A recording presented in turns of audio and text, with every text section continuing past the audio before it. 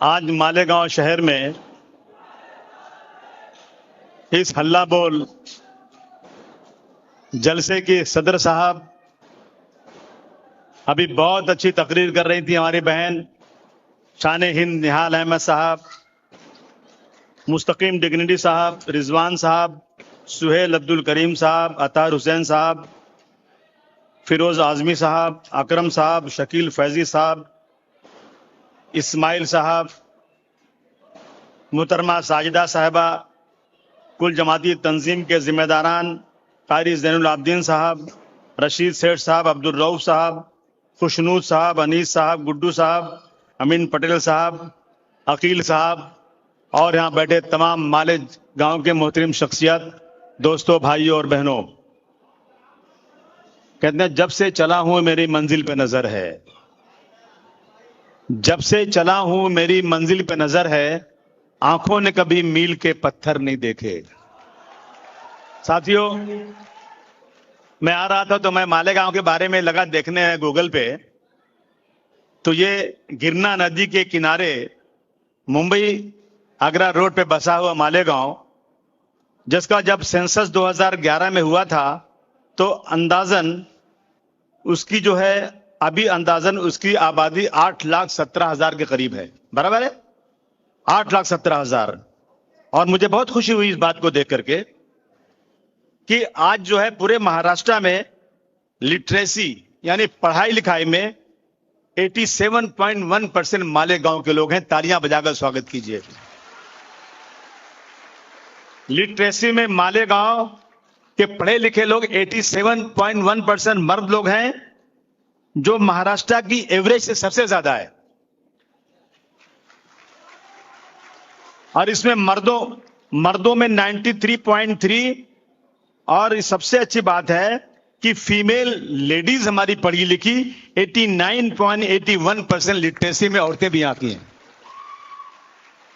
आप सोचिए, कहते हैं मुसलमान पढ़ता नहीं, कॉलेजेस नहीं खोले जा रहे हैं, कोई सहूलत नहीं दी जा रही, उसके बाद भी मैं बहुत दिल की गहराइयों से मुबारकबाद देता हूं। इस सिचुएशन में भी मालेगांव पढ़ाई में सबसे आगे है। हम याद दिलाना चाहते हैं कि हिंदुस्तान में जिन्होंने तालीम की शुरुआत की थी, औरतों की तालीम, मुझे इस बात की खुशी है कि ये तालीम की मुहिम शुरू करने वाली फातिमा शेख और उस्मान शेख का ताल्लुक भी इसी मालेगांव से था। इसी मालेगांव से था। वो पैदा हुए तो यतीम थे। वो 1830 के आसपास जब यहां कहत पड़ा था तो मालेगांव के बुनकर यहां से कुछ चले गए थे पूना में।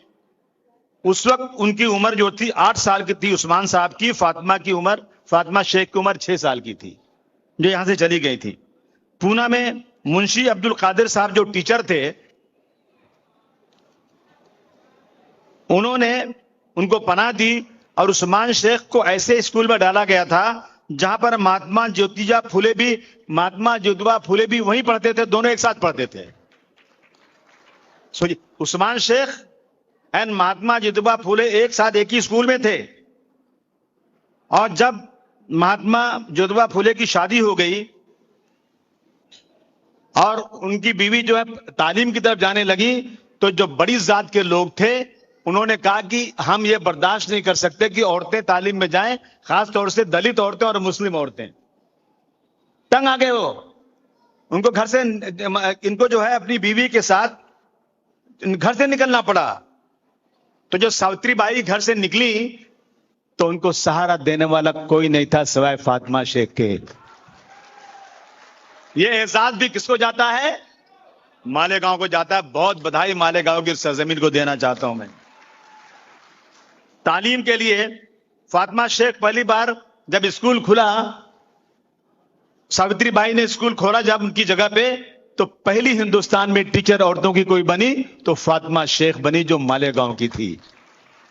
लेकिन आज मुझे अफसोस के साथ कहना पड़ रहा है, आज चारों तरफ किसका नाम है? सावित्रीबाई फुले का, ज्योतिबा फुले का। लेकिन कहीं भी आप नाम सुनते हैं उस्मान शेख का या फातिमा शेख का? नहीं सुनते होंगे आप। अभी असेंबली में पिछले दिनों बजट में नाम लिया गया कि पूना में 50 करोड़ रुपया लगाकर वहां पर जो है एक यादगार बनाई जाएगी अपना इनकी सावित्री बाई की। तो मैंने खुल के कहा खड़े होकर के कि आपको शर्म आना चाहिए कि सावित्री बाई को जगह देने वाली पढ़ाई के लिए उसका नाम था फातिमा शेख, आपने आज तक उसका नाम क्यों नहीं लिया? नहीं नाम लिया उन्होंने। लेकिन मैं मालेगांव वाले से पूछना चाहता हूं, माफ कीजिएगा, मालेगांव वालों ने भी उनकी इज्जत उनके वकार में कोई काम नहीं किया? किया क्या कुछ? बताइए जरा मालेगांव वाले मुझे। भूल गए हम लोग उनको। लेकिन अगर आपने अबू आसिम को ताकत दिया, जिस तरह से मैंने मुंबई में, मेरे इलाके में, अगर मुंबई जाएंगे, जब आप मुंबई में फ्रीवे एक जगह है, देखा किसी ने फ्रीवे? जहां सिग्नल नहीं, फ्रीवे जब चेंबूर में आके उतरता है मेरे इलाके में, वहीं सामने मैंने 1 करोड़ रुपया लगाकर मैंने एक ऐसी यादगार बनाया फातिमा शेख की, उस्मान शेख की, इन लोगों की, कि उनकी पूरी की पूरी जिंदगी के बारे में उसमें, और सब उर्दू में भी बहुत बड़ा लिखा है वहां पर, आप आके देखिए। अगर आपने अबू आसिम को ताकत दिया, मैं मालेगांव में फातिमा शेख का बहुत बड़ी यादगार बनाने जाऊंगा इंशाअल्लाह ताला।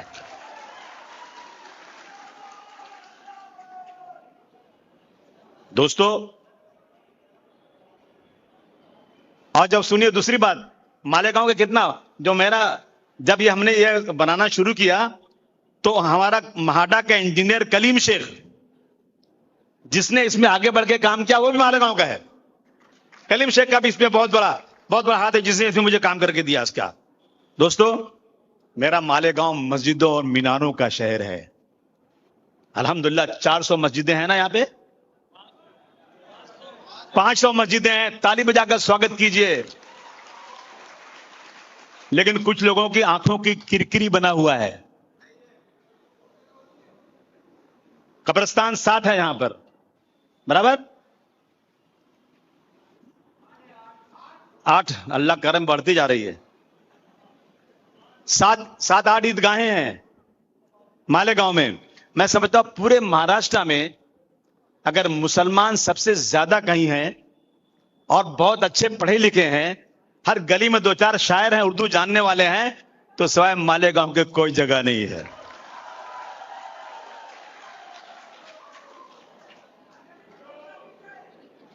यहां पे मुसलमानों का तनासुब 79% है। 79% मुसलमान है, 21% में गैर मुस्लिम हैं, क्रिश्चियन हैं और दूसरे बुद्धिस्ट हैं, दलित हैं, सब मिला करके तो यहां पर 79% मुसलमान हैं। तो मैं छाती ठोक कर कहता हूं, ये मेरा मालेगांव है, ये मेरा मालेगांव है। बुनकरों का शहर है, दिन रात बुनकर मेहनत करता है। सरकार गरीबी हटाना चाहती है, रोटी कपड़ा और मकान की बात करती है। मैं इन बेशर्मों को बोलूं, आओ मालेगांव में जो हिंदुस्तान नंगे लोगों को कपड़ा पहनाते हैं, उनका रहने का घर अच्छा नहीं है, उनको रहने का घर अच्छा नहीं मिला आज तक। और इलेक्ट्रिक का बिल तो ऐसा बढ़ रहा है, कल मैं हवाई जहाज से रात को आ रहा था, मुझे मिला एक आदमी उसमें जहाज में, उसने कहा मैं जो भिवंडी में जो चलता है पावरलूम में, उसका कौन सा कंपनी है वो, टोरेंट का, मैं फलाना आदमी हूं। अरे मतलब तू ही है क्या? बोले मैं हूं। उसने खुदा की कसम मुझे कहा, आसिम भाई मैं आपको ऑन रिकॉर्ड नहीं लेकिन ऐसा बता रहा हूं कि पूरे हिंदुस्तान में सबसे ज्यादा बिजली अगर कहीं वसूली जाती है तो महाराष्ट्र में वसूली जाती है। इन्होंने बहुत कमजोर समझ लिया हमें। ये जहां जहां मुस्लिम इलाका है वहां ऐसी कंपनीज को ठेका दिया गया है जो कंपनीज मारवाड़ियों की तरह से पैसा वसूल कर गवर्नमेंट को दें। सरकार का काम व्यापार करना नहीं है, सरकार बिजनेस के लिए नहीं बनाई जाती है। सरकार बनाई जाती है किस तरह से जनता को आराम दिया जाए। जनता अगर परेशान है तो सब्सिडी के जरिया किसी तरह से भी जनता को आराम पहुंचाया जाए, उसको रोजी रोटी का बंदोबस्त किया जाए। दोस्तों, मैं आपको अहद करता हूं, आज आपने मुझे आजमाया है कि नहीं? आप जानते हैं कि नहीं अबू आसिम को? नहीं, बोलिए। मैंने अपनी जिंदगी खपा दिया मेरी कौम के लिए। खुदा की कसम, मुझे सियासत से कोई मकसद नहीं, मुझे सिर्फ अपने लोगों को जो दबे कुचले, जिनके साथ नाइंसाफी हो रही ना, मैं इनको इस मुल्क में रहने का इज्जत के साथ जगह दिलाना चाहता हूं। सच कहूं मुझको वो इंसान बुरा लगता है, सच कहूं मुझको वो इंसान बुरा लगता है, और हाथ फैलाए मुसलमान बुरा लगता है। ये हालत है आज। मेरी बहनें बुर्का पहन के जाती हैं, स्कूल में बेटियां जाती हैं, कहते हैं बुर्का अलाउ नहीं करेंगे, नंगी औरतें आएंगी उसको अलाउ कर देंगे। ये कानून बना रहे हैं, 21 साल के पहले शादी नहीं कर सकते। अगर 21 साल के पहले शादी किया ना तो जेल हो जाएगी। मैं 18 साल की उम्र के बाद कोई भी लड़का किसी लड़की के साथ लिविंग रिलेशन में जाकर रहेगा तो उसको रोक नहीं है। ये हरामखोरी है कि नहीं? हरामखोरी है। अगर हरामखोरी कहीं होगी ना तो लोग तबाह और बर्बाद हो जाएंगे। मुझे मेरे अल्लाह ने, मुझे मेरी शरीयत ने कहा है कि जिस दिन लड़का या लड़की बालिग हो जाए और उसका रिश्ता मिल जाए, और तुम रिश्ता मिलने के बाद भी शादी नहीं करो किसी बहाने से कि भाई और पैसा आ जाएगा तो थोड़ा बड़ी शादी करूंगा, या घर में किसी की शादी नहीं लगी उसकी लग जाएगी तो करूंगा, अगर इस तरह की चीजें किया ना और उस लड़के या लड़की ने कहीं गुनाह कर दिया ना तो उस गुनाह का जिम्मेदार उसके मां बाप भी होंगे। उलमाए का नाम बैठे हैं, सही है कि गलत है ये? अगर रिश्ता मिल गया तो शादी फौरन कर देना चाहिए, नहीं किया ना तो गुनाह के साझीदार मां बाप भी होंगे।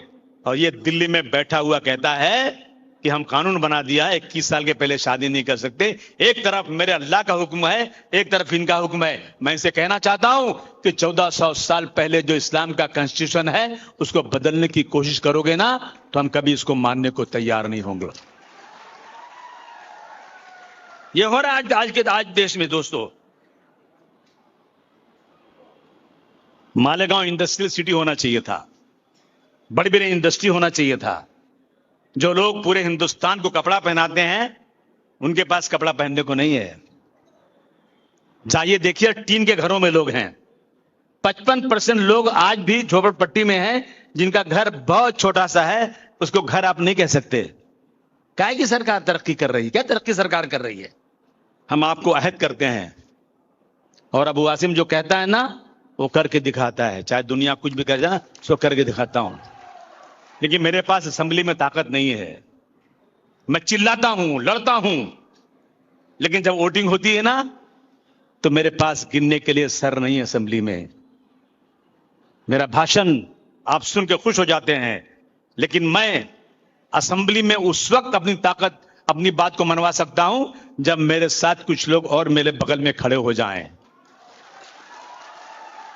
और यकीन जाना दोस्तों, मैं आपको कोई चुटकुला नहीं सुना रहा हूं। 145 नहीं चाहिए अबू आसिम को, मुझे किसी एक 145 जरूरत नहीं है। मुझे सिर्फ 6-7 दे दो ना, मैं सरकार को मालेगांव में बुलाकर घुटने पर नहीं खड़ी किया ना, मैं सरकार को इसी मालेगांव में पावर रूम के शेड के अंदर खड़ा करके घुटनों के बल खड़ा नहीं किया ना, अबू आसिम अपने बाप की औलाद नहीं, तुमको यकीन दिलाता है। मुझे पैसा नहीं चाहिए। अरे होंगे लुक्के लफंगे पैसा मांगते होंगे, पैसा क्या जरूरत है यार। मैं जानता हूं इस्लाम। मेरे दादा भी मौलवी थे, इसी मालेगांव में आते थे चंदा जमा करने के लिए मदरसा इस्लाह का। एमएलए की तनख्वाह कितनी होती है? 1.5 से 2 लाख रुपया। शान शौकत कहां से आती है भाई? पैसा कहां से आता है? हरामखोरी। आपने वोट दिया एमएलसी को, पैसा ले लिया। आज तक अबू आसिम ने किसी एक आदमी से वोट देने का पैसा नहीं लिया। कोई कह देना तो जूतों का हाथ पिनाओ। मुझे कहा है उलमाओं ने कि गवाही देने का पैसा लेना हराम है, जिस तरह सूद का पैसा लेना हराम है, इस तरह से किसी को वोट देने का पैसा लेना हराम है।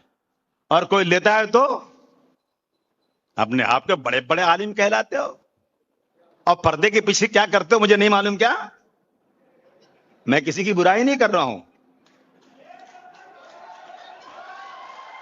मैं पिछली बार अकेला एमएलए था।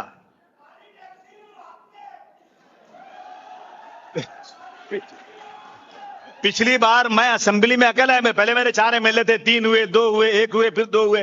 पिछली बार अकेला था मैं अकेले बैनर लेके खड़ा रहता था, रिजर्वेशन दो, रिजर्वेशन दो। मैं ही कह रहा हूं, मैं ही जवाब दे रहा हूं, रिजर्वेशन दो, रिजर्वेशन। साला कोई आदमी नहीं पकड़ने वाला, एमएलए के अलावा दूसरा कोई पकड़ नहीं सकता, कोई साथ देने को तैयार नहीं। इसलिए हमें कुछ ताकत चाहिए।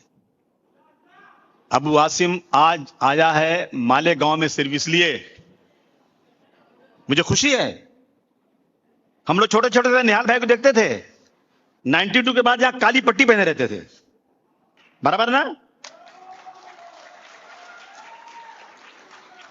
मैं अलीगढ़ यूनिवर्सिटी में पढ़ता था, बहुत जमाने पहले बात है।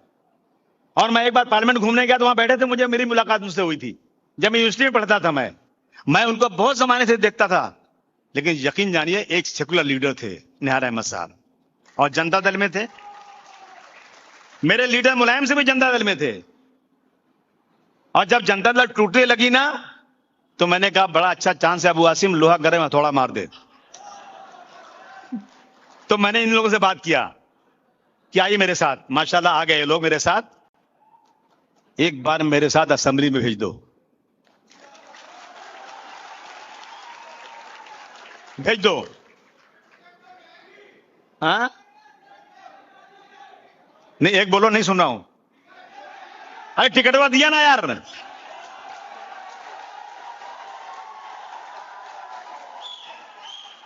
सुनो सुनो, समाजवादी पार्टी का मैं मालिक हूं।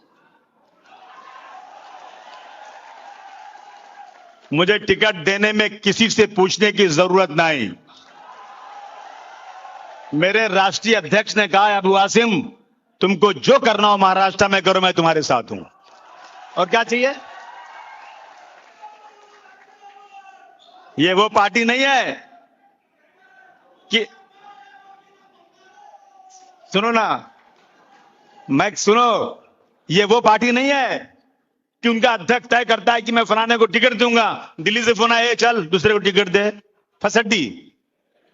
मेरे पास ये नहीं चलता भाई। अबू वासिम ने जो बोल दिया ना वो आखिरी बात है।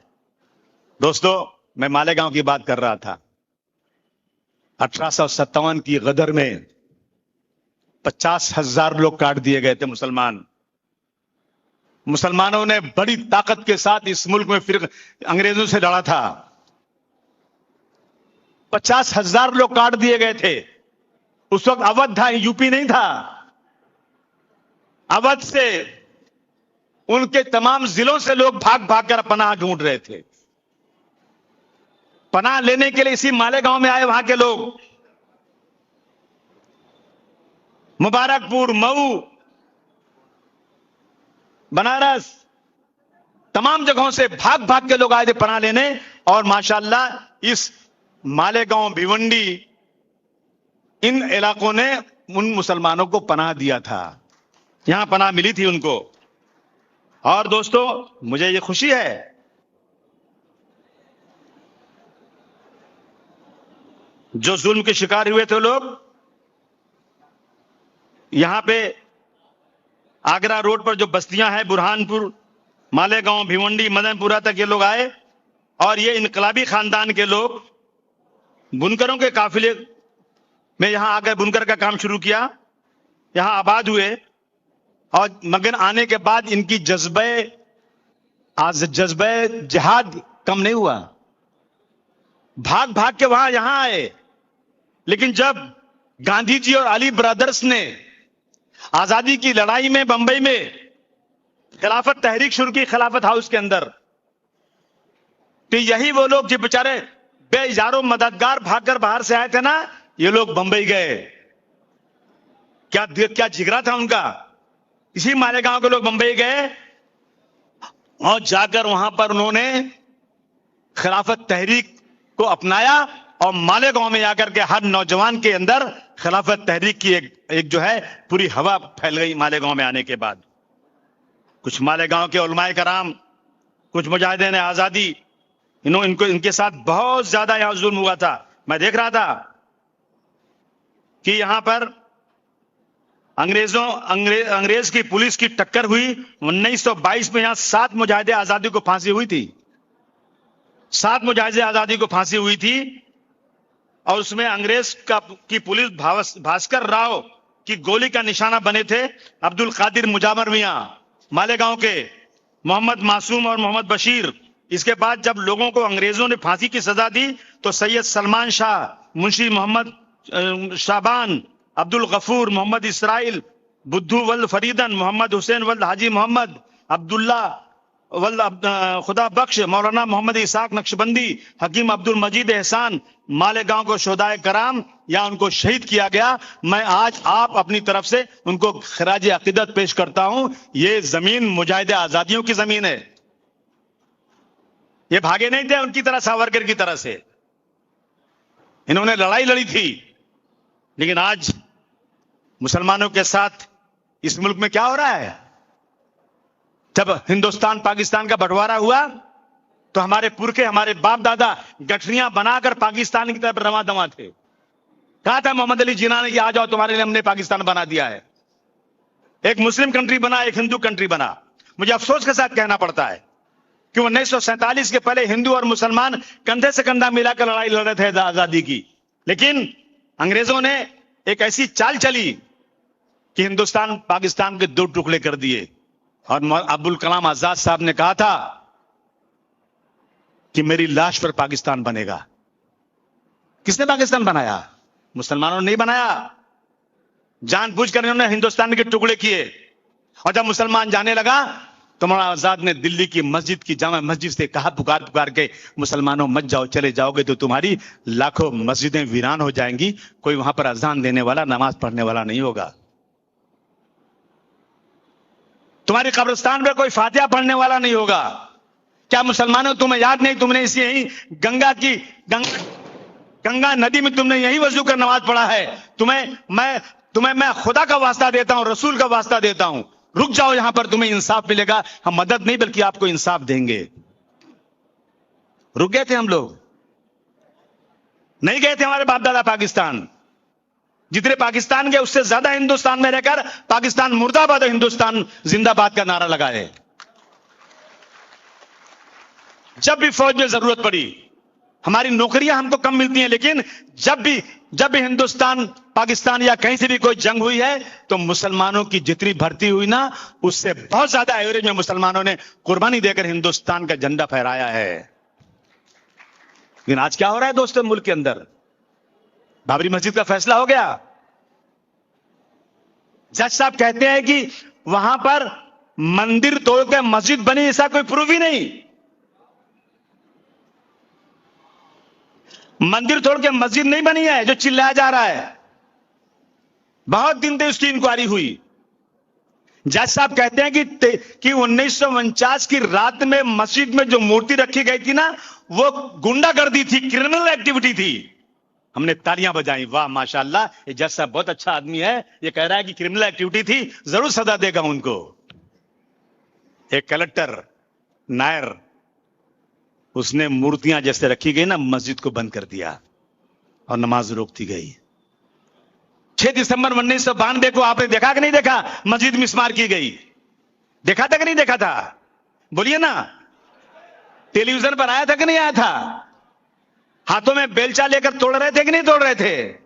कोर्ट में मुकदमा आ गया। जज साहब कहते हैं हमें पता ही नहीं चल रहा कौन तोड़ा। सबको मालूम, उनको नहीं मालूम। और जज साहब कहते हैं कि मैं फैसला देता हूं कि यहां मंदिर बने, इसलिए कि देश की मेजॉरिटी चाहती है कि मंदिर बने। मुसलमान भाइयों, हम मेजॉरिटी में नहीं, माइनॉरिटी में है। हम माइनॉरिटी में, मेजॉरिटी में नहीं है। और माइनॉरिटी में रह के भी हम लोग ना शेख, पठान, देवबंदी, बरेलवी, शिया, सुन्नी में बंट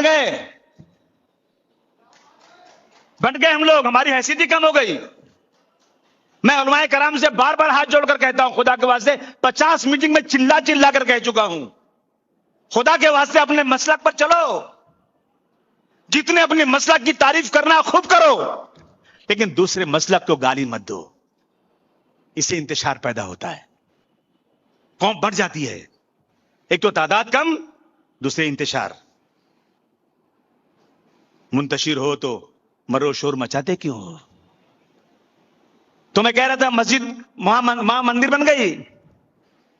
अब एक और फैसला हो रहा है अभी, वक्फ की जमीन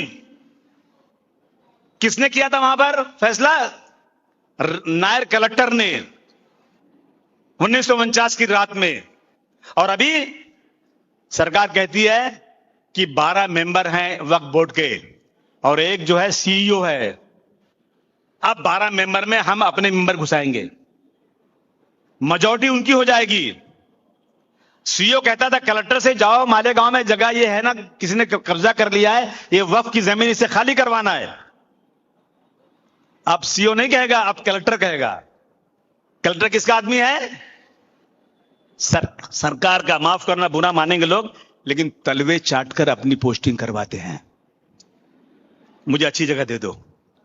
ये कलेक्टर लोग जो होते हैं ना, बुरा मत मानना, सच्चाई बोलना, कोई होगा कलेक्टर तो शायद उसको बुरा लगेगा, लेकिन जब कोई मिनिस्टर फोन करता है ना, बंद कमरे में sir sir sir, yes sir yes sir yes sir yes sir खड़े हो जाते हैं। वो किसकी बात सुनेंगे? कलेक्टर फैसला करेगा कि ये जमीन जो है ना, ये वक्फ की नहीं, ये फलाने आदमी का घर था। कलेक्टर किससे कहेगा? जो वक्फ बोर्ड का सीईओ कहता था कलेक्टर से। 36 कलेक्टर महाराष्ट्र के सीईओ के अंडर में थे। बात सुनो जरा, 36 कलेक्टर महाराष्ट्र के सीईओ के अंडर में थे। अब जो है ना 36 कलेक्टर के अंडर में सीईओ आ जाएगा। फैसला लिखेगा कलेक्टर, स्टैम्प मानेंगे, रबर स्टैम्प कौन रहेगा? सीईओ। मैं गया था अहमदनगर में गया मैं ना, एक मस्जिद है वहां पे, उसमें गुंबद भी है, सब कुछ है। अंदर देखा तो पुलिस बैठी है। बोले यार पुलिस क्या कर रही है? बोले पुलिस स्टेशन है। मेरी मस्जिद में पुलिस स्टेशन है, आगे म्युनिसिपैलिटी का ऑफिस है, आगे हमारी मस्जिदों में ऑफिस चल रहा है सरकार का। हमारे पुरखों ने अपनी जमीनों को अपने मस्जिदों के लिए, दरगाहों के लिए, स्कूलों के लिए, यतीम खानों के लिए दे दिया कि मेरे मरने के बाद मुझे इसका सवाब मिलता रहेगा। इन जमीनों का आज जो है ना बंदरबाट हो गई है। मगर मुझे खुशी है एक बात की, मैं अखिलेश जी को, राहुल जी को, दोनों को बधाई देना चाहता हूं। मैडम को बधाई देना चाहता हूं जो बैठी है वहां पे बंगाल में। वाह, आपने एक घमंडी का जो है ना घमंड तोड़ दिया। 10 साल में कोई बिल वापस नहीं गया था, जो चाहो पास करा लो, लेकिन वार इंडिया अलायंस, वार जनता, आज माशाअल्लाह किसको वोट दिया? जनता ने बाला साहब ठाकरे की पार्टी को भी वोट दे दिया। किसको हराना था?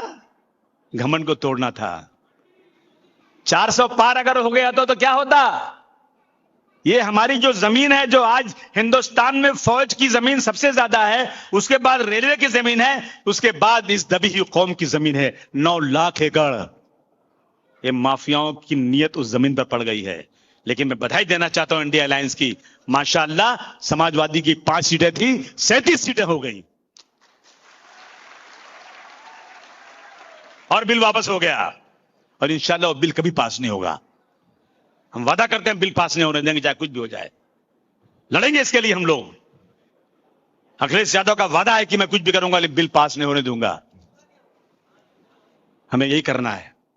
आज यहां क्या हो रहा है महाराष्ट्र में? हम सोचते हैं त्योहार आएगा तो हम मिठाई बांटेंगे, अपने हिंदू भाइयों को शरबत पिलाएंगे। रामनवमी आएगी ना, हमारा कान खड़ा हो जाता है। ये रामनवमी आएगी तो 50-100 लड़के मोटरसाइकिल लेंगे, गेरुआ झंडा लगाएंगे, टीका लगाएंगे, मेरी मस्जिद के सामने आकर कहेंगे जय सिया राम, जय सिया राम। आदमी कहेगा भाई साहब अजान हो रही है, जरा सा थोड़ा मत किए। बोले बंद कर दे अजान। क्या इसीलिए हम हिंदुस्तान में रुके थे? हमारी अजान को तुम बंद कर दोगे?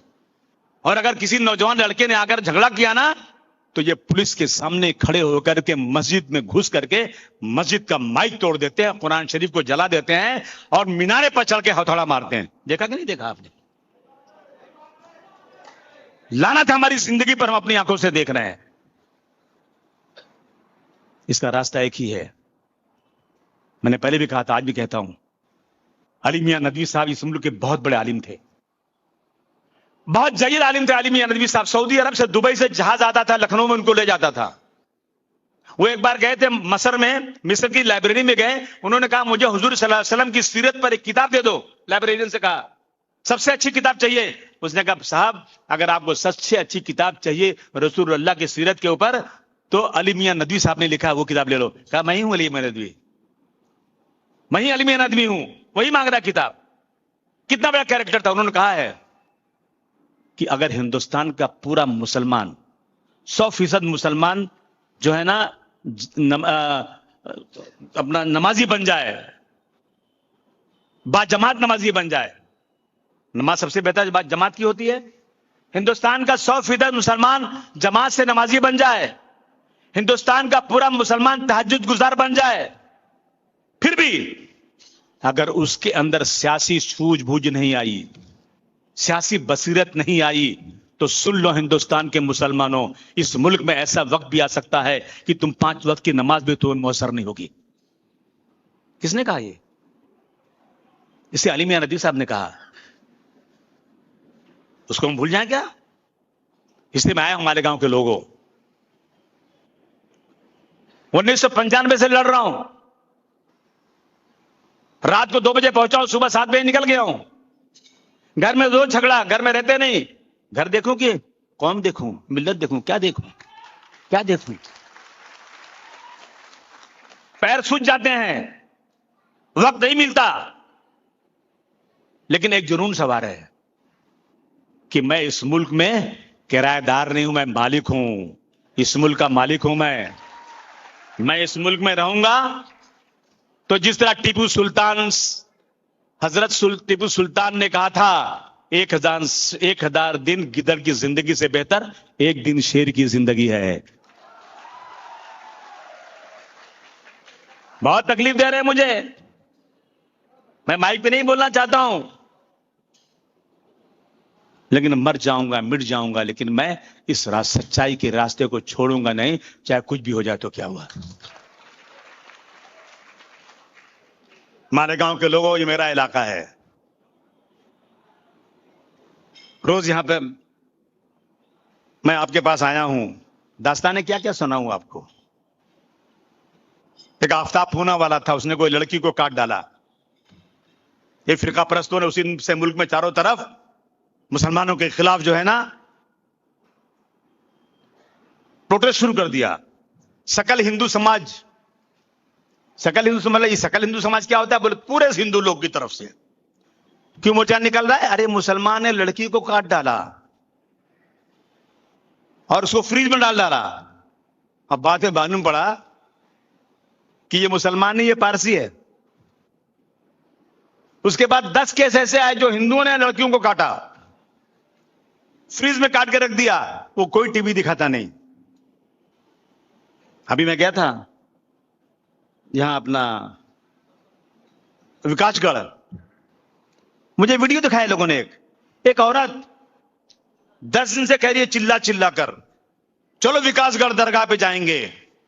जिस तरह से हम अयोध्या में गए थे, अयोध्या में बाबर की छाती पर चढ़ करके हमने गेरुआ झंडा लगा दिया था, उसी तरह से जाएंगे और विकासगढ़ में झंडा लगाएंगे, गेरुआ झंडा लगाएंगे।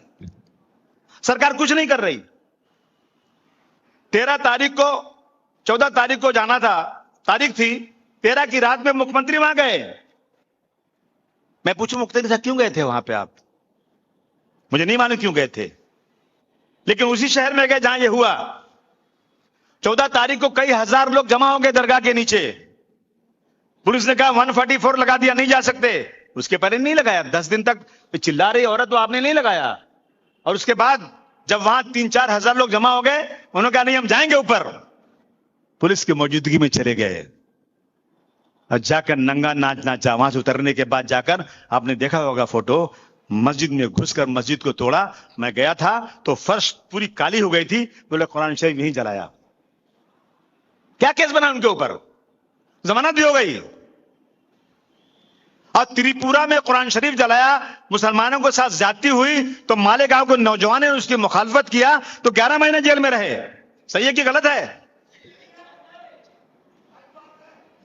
11 महीने जेल में रहे।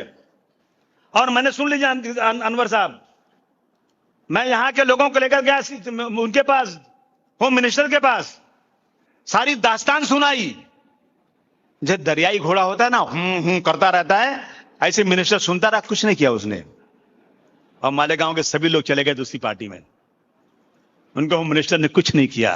ये तुम्हारी हैसियत है इस मुल्क के अंदर, ये तुम्हारी हैसियत है। बस सियासी पार्टियों के पीछे भागते रहो, चाहे कुछ मिले ना मिले। 11 महीने लड़के अंदर रहे, और हम कुछ करते हैं, पत्थर लगाते हैं तो 307। वो जो चाहे कर लें, उनको 153 है, 3 दिन में बाहर। कानून नाम की कोई चीज बची नहीं है। मैं हाउस के अंदर खुल के बात करता हूं।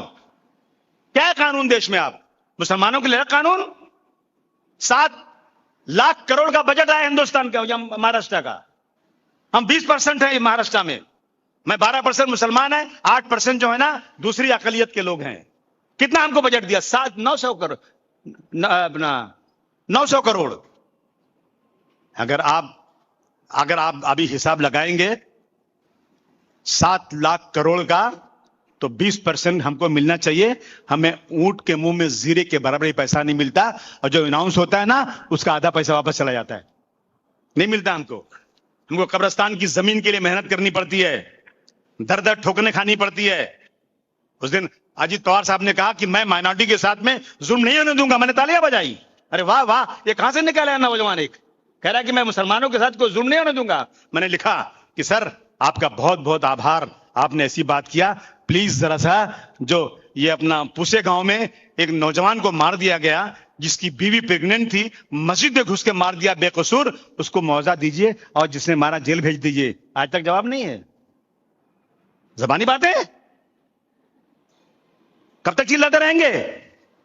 अपने पैदा किए सूरज की दुआएं मांगो, अपने पैदा किए सूरज की दुआएं मांगो। भीख मांगी हुई किरणों का भरोसा क्या है? मैं आपसे कहना चाहता हूं, आप मुझे खुल के बताओ। कहता है मेरी कमजोरियों पर जब कोई तनकीद करता है, मेरी कमजोरियों पर जब कोई तनकीद करता है, वो दुश्मन क्यों ना हो, उससे मोहब्बत और बढ़ती है। तुमको अल्लाह की कसम है, खुदा का वास्ता है, तुम सबको बताओ मैंने कौन सा गलत काम किया जब से राजनीति में आया हूं। मैंने तुम्हारी लड़ाई लड़ी कि नहीं? बताओ खड़े होकर के बताओ, मैंने गलती कौन सी किया जिससे तुमको मेरे से नाराज किए? मैं सुनना चाहता हूं, बताओ ना, कोई है गलती मेरी? मैं दर दर भीख मांग रहा हूं आपसे, किसके लिए? अपनी कौम को इंसाफ दिलाने के लिए, और किसी चीज के लिए नहीं।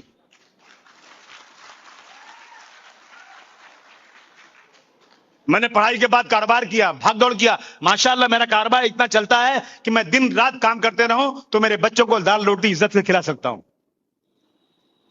मेरे बच्चे कब जवान हुए मुझे नहीं मालूम, मुझे याद ही नहीं कब जवान हो गए। सुबह से शाम तक आपके पास भागता हूं। अगर मैं आपसे कहूं मुझे ताकत दे दो, तो आप देंगे कि नहीं देंगे? मैं किसी की बुराई नहीं कर रहा हूं, लेकिन मैं अपने बारे में आपसे पूछ रहा हूं कि मैं 3 बार असेंबली में रह चुका हूं, 1 बार पार्लियामेंट में रह चुका हूं। मैंने कौन सा इश्यू है जिस पे मैंने बात नहीं किया? लेकिन मैं कानून नहीं बनवा सकता क्योंकि मेरे पास सर नहीं है। और अब की बार बहुत अच्छा चांस है। अब की बार जो सर्वे आया है ना, सरकार 5-10 वोटों से आगे पीछे रहने वाली है। वही 5-10 मुझे दे दो, खुदा की कसम चमत्कार नहीं किया ना तो थूक गए ना। यही लालच है मुझे, और कुछ लालच नहीं है। मैं मेरे इलाकों को अच्छा बनाना चाहता हूं। आप कह रहे हैं वहां पर ब्यूटिफिकेशन काम हो रहा है, सुंदरीकरण हो रहा है, तुम्हारे बाप का पैसा है। अगर मेरा गरीब भाई भी साबुन खरीदता है, तेल खरीदता है, दूध खरीदता है, चप्पल खरीदता है, खाने की चीज खरीद, सब में टैक्स भरता है। वहां पर सुंदरीकरण होगा, यहां सड़क भी नहीं बनेगी। चाहते हो कि सड़क बनेगी? नहीं बने? आओ गोंडी में देखो, हलक में हाथ डाल के पैसे लेता हूं, बनवाता हूं गोंडी में। और गोंडी की हालत मैंने सुधार दिया है। असेंबली में रोज लड़ता हूं। लेकिन मैं यहां का एमएलए नहीं हूं। अगर यहां का एमएलए होता ना, तो उनके बाप को यहां भी पैसा देना पड़ता।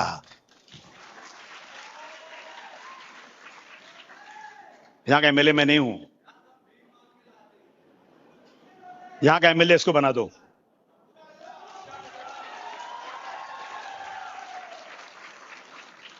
गलतियां होंगी, आपको नाराजगी भी कुछ लोगों को होगी, कुछ लोग मुझे मिले आज, मैंने उनसे कहा कि समझाया, मैंने कहा नहीं आसिम भाई साथ दूंगा। मैंने कहा सुनो, इसी में मत मत बंटो, छोटी छोटी बातों में, छोटी सी बातों मत बंटो, एक साथ रहो। एक हो जाए तो बन सकते हो खुर्शीद मुबीन, वरना इन बिखरे हुए तारों से क्या बात बने। अगर मुझे 6-7 एमएलए दे दोगे ना, तो मैं महाराष्ट्र की हिस्ट्री मुसलमानों के लिए बदल कर नहीं दिखाया ना, तो थूक देना मेरे मुंह के ऊपर। ये पुलिस वाले हमारे लोगों के साथ मुकदमा, उनके साथ उनको सारा बिसलेरी वाटर पिलाते हो। अकल तो मुझे कि पुलिस वाला भी जब अंदर बैठे ना, मेरा फोन आए तो वो भी अंदर से बोले yes sir, yes sir, yes sir, yes sir. मैं किसी आदमी को भेजू ना, उसके पैर में चप्पल भी ना हो, अबू आसिम में नुमाइंदा आया है, वो ऐसा सलूट जिस दिन करेगा ना, उसी दिन मैं चैन से बैठने वाला हूं।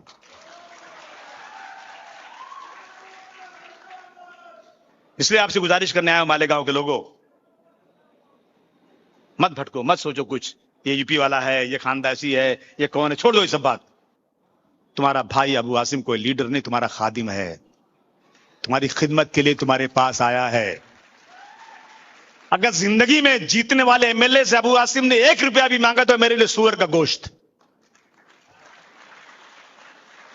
मैं मेरी ताकत के मुताबिक मेरे एमएलए को मदद भी करता हूं और आगे बढ़ाता हूं। जाओ आगे बढ़ो, काम करो, काम करो कौम के लिए। अबू आसिम के लिए कोई काम की जरूरत नहीं, मैं तो कुछ भी काम करवा लूंगा अपना, लेकिन मेरी कौम का काम करो। मालेगांव में जान का प्राइस फिक्स करो। ये रोजाना सोने की तरह बढ़ता घटता रहता है, बंद करो इसको। हर महीने का यान का प्राइस फिक्स करो, ताकि लूम के लोग अपने कपड़े को अच्छी तरह से बनाकर बेच सकें। सब्सिडी दो। और ये जो प्राइवेट कंपनियां लाए हो मुस्लिम एरिया में ना, भगाओ इनको यहां से। अगर लाना है तो पूरे महाराष्ट्र में लाओ, यहां क्यों लाए खाली? यही सबसे कमजोर दिखते हैं आपको। कब होगी बात? जब मेरे पास 5-6 एमएलए होंगे ना, और जब असेंबली में बहस होगी ना, तो इनके बाप को मेरी बात सुननी पड़ेगी। करोगे कि नहीं करोगे बोलो अब? देखो तुम लोग जज्बाती लोग हो। अबू आसिम आए, हाँ करेंगे, बाद में चले गए, भूल गए। मुसलमान हो कि नहीं? पक्के मुसलमान हो कि नहीं? मालेगांव में 4-5 मस्जिदें हैं यार, जबरदस्त जगह है ये। और यहाँ के मुसलमान माशाअल्लाह बहुत अच्छे हैं। वादा करना तो पूरा करना, और मर्द हो तो खड़े हो कहना अबू आसिम तुम जाओ यहां से, तुम्हारा काम नहीं करूंगा, मैं चला जाऊंगा।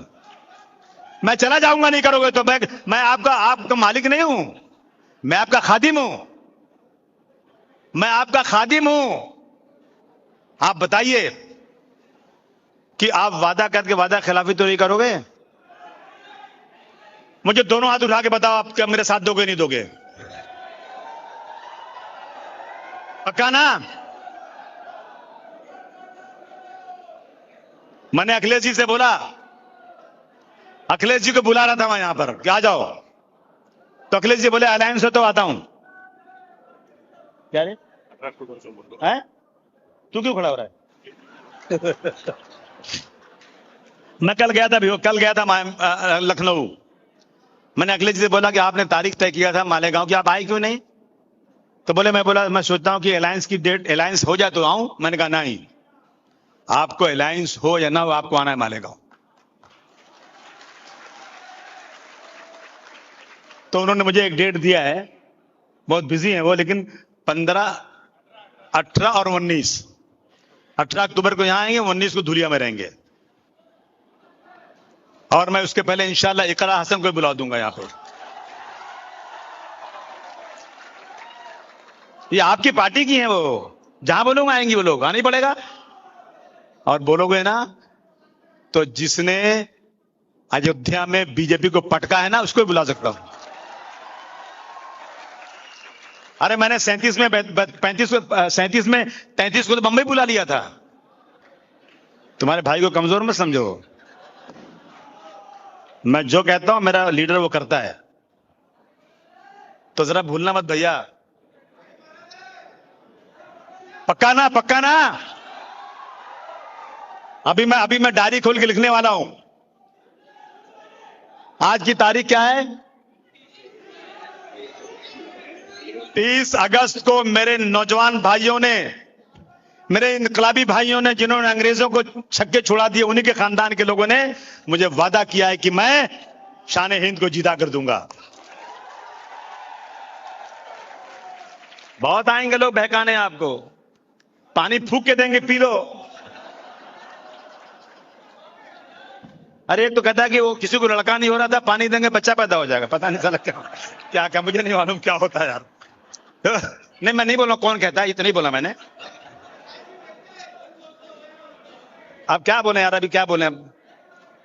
तो ये सब छोड़ दो, मर्द के साथ रहो, मर्द के साथ।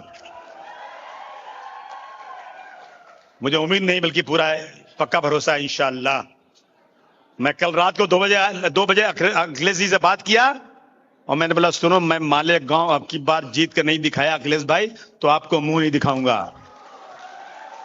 ये मैंने कह दिया है कि मालेगांव में जीत कर दिखाऊंगा। मैं कैसे जीतूंगा, ये लोग जीतेंगे ना, ये जिताएंगे। आज से कह दो हमने तय कर लिया। आज अब कोई कुछ भी कहे, कोई कितनी भी नौटंकी करे, भैया हम नहीं सुनेंगे, हम अबू आसिम के साथ ही रहेंगे। ठीक है? मुस्तकीम भाई तो आगे जाने वाले, पीछे कहां रहेंगे? ये मुस्तकीम, जब मुस्तकीम मुझे मिला ना, मुझे लगा ये अच्छा आदमी है यार, कसम से मुझे लगा ये सीधा आदमी है और दोस्ती काबिल आदमी है। हलीम भाई तुम साथ दे रहे हो ना? हैं? इधर तो मत रहना, हाँ ये रहना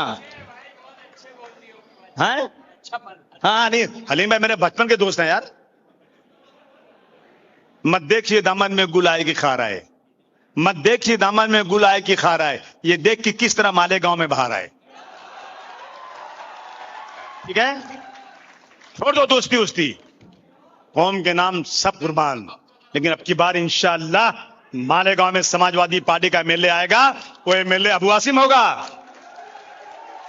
शान हिंद के साथ, शान हिंद के साथ कंधे से कंधा मिलाकर, चाहे मुख्यमंत्री हो चाहे कोई भी मंत्री हो, मैं अपने साथ लेकर जाऊंगा, मालेगांव का काम कराऊंगा, मेरा वादा है। ऐसे भी मेरे पास 2 एमएलए हैं, लेकिन ये मेरी खुशकिस्मती है, मैं किसी मंत्री के यहाँ जाता हूं ना, 15 आदमी खड़े हो, सब हट जाते हैं, बोले अबू आसिम के पहले काम करो, मेरा काम पहले करते हैं। तो आपने बातें सुनी और मुझे अच्छा लगा। अभी कुछ खाना वाना खाऊंगा कहीं, हमारे दोस्त बोले खाना वाना पकाए हैं, नहीं खिलाएंगे तो भी चलेगा, लेकिन मेरा पेट तो भर गया आपसे मिल गए, हमारा पेटवा भर गया आप लोगों का बात सुन के। और कोई भी काम हो, सरकारी कोई भी काम हो, आधी रात को अबू आसिम को मैसेज दो। कहीं जुल्म हो रहा पुलिस का, कहीं किसी आदमी का इलाज करवाना है, कहीं कमिश्नर बात नहीं सुन रहा है, कहीं कलेक्टर की गुंडागर्दी है, कहीं पुलिस का कोई प्रॉब्लम है, तुम्हारा भाई आधी रात को तुम्हारे लिए हाजिर है। एनी टाइम जाओ, हमारे ऑफिस में जाओ, वो बैठते हैं वहां पे, मुस्तकीम भाई, कौन से मुस्तकीम भाई, नाम क्या आ गया? डिग्निटी। बोला डिग्निटी क्या है यार, आज पूछा मैंने एक आदमी से, ये डिग्निटी का मतलब क्या? बोले इनका धंधा था कोई डिग्निटी, इसलिए डिग्निटी हो गया फिर। तो मुस्तकीम भाई डिग्निटी बैठे हैं। मैं आपको एक सच्चे इंसान की तरह वादा करता हूं, आज से मैं आपका एमएलए हूं, मालेगांव का एमएलए मैं हूं। जो भी काम हो लाओ मेरे पास, मैं पूरे ईमानदारी के साथ मालेगांव का जो भी काम है ना, मैं करके दूंगा। बहुत बहुत शुक्रिया, नारा लगाओ। टिकट का ऐलान कर दो। हाँ अरे हो गया ना, क्या कर दो। अरे भैया सुनो ये क्या कह रहे हैं मालूम है? टिकट का ऐलान कर दो। वो तो मसल वो है कि सारी रामायण हो गया, पर सीता कौन थी? अब बोला रहे ऐलान किया, ला भैया इधर आ भाई। नहीं तुमको पहलाना है, यहाँ लोगों की जानिब से। यहाँ उसको बुलाओ, हटो हट जाओ। एक बात सुनो, एक बार फिर बोलता हूं, क्या मैं शान हिंद को जीत का हार पहनाऊं? मेरे मुंह पे कालिक नहीं लगना चाहिए। मैं शान हिंद को समाजवादी पार्टी का उम्मीदवार डिक्लेयर करता हूं और इनको जीत का हार पहनाता हूं।